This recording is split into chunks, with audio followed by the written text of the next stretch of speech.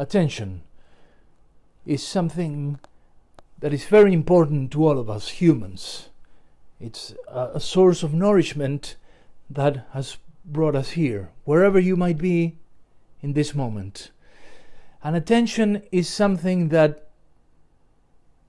exists in different ways in almost everything we do, right? Right now, even myself is trying to get your attention, is enjoying through the thought of picturing someone there that is paying attention to me, right? Paying attention, that's another conversation for the future because of the linguistic subtleties, but I am doing this because I want your attention, because I feel I have something worthy to share, and I would like you to give me that nourishment, that sort of focus, right?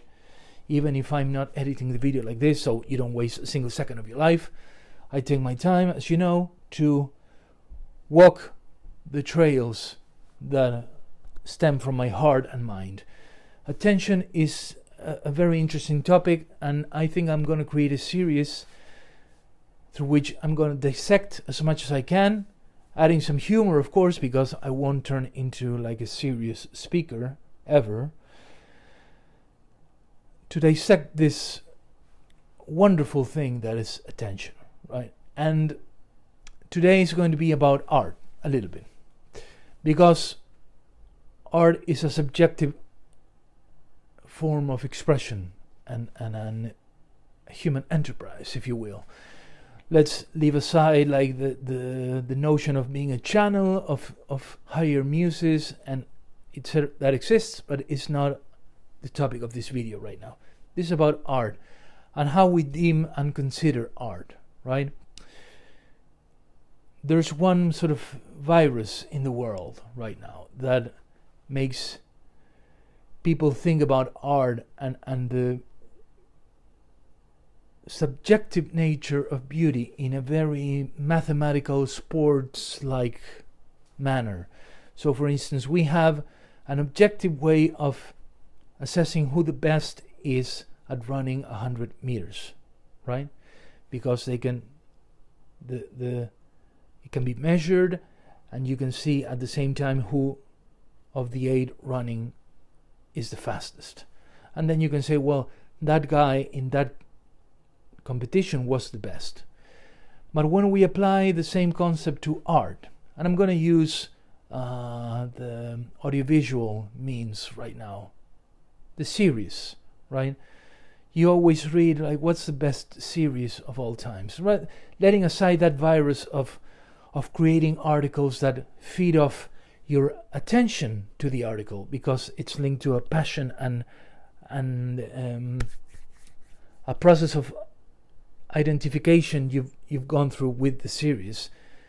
The journalistic world knows about this, so they prod, they sort of tickle you where they know you will tickle and react, therefore grabbing your attention. So you're reading, you're spending time on their apps, on their websites, etc., and then multiplying that by expressing your anger and outrage through other social media outlets and creating this ripple effect.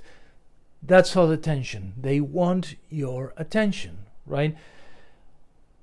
So we talk about that virus of talking about art, the beauty of art and its wide variety of beauty expressed and messages expressed through, let's say, the means of series in TV, right? So what happens?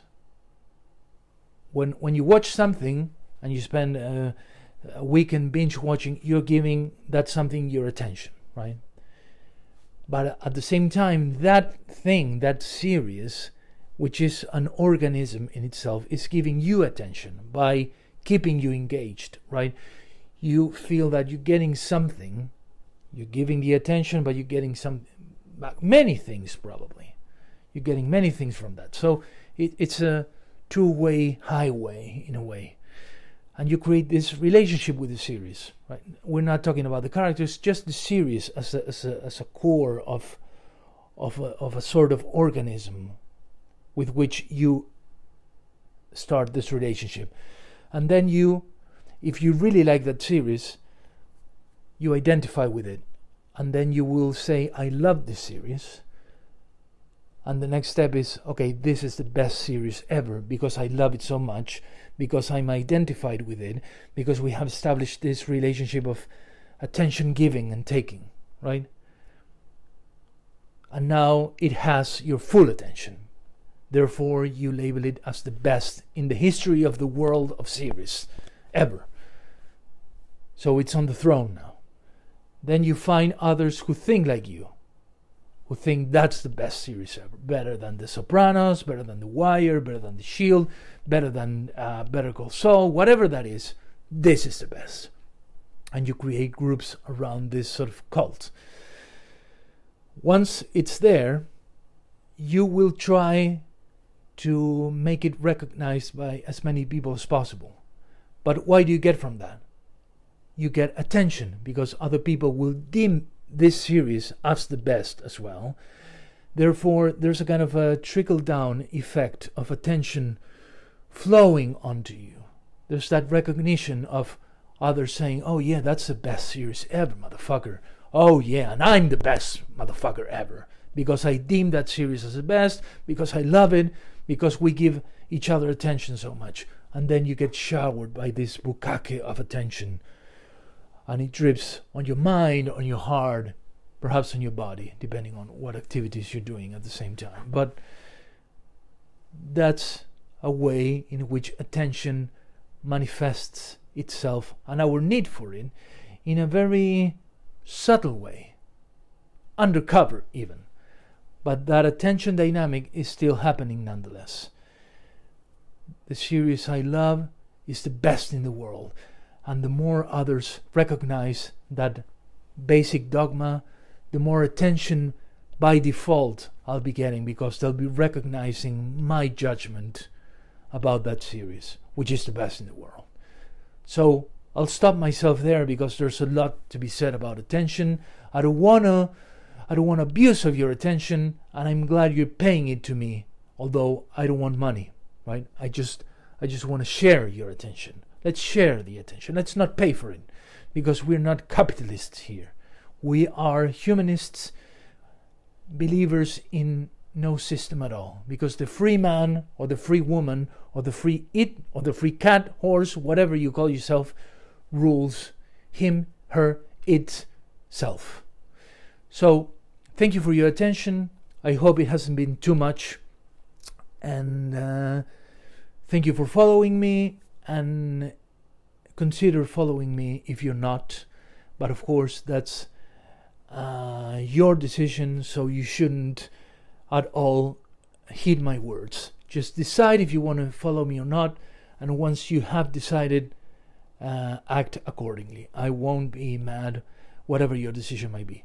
So thank you. The Perfumer's Apprentice signs off for now.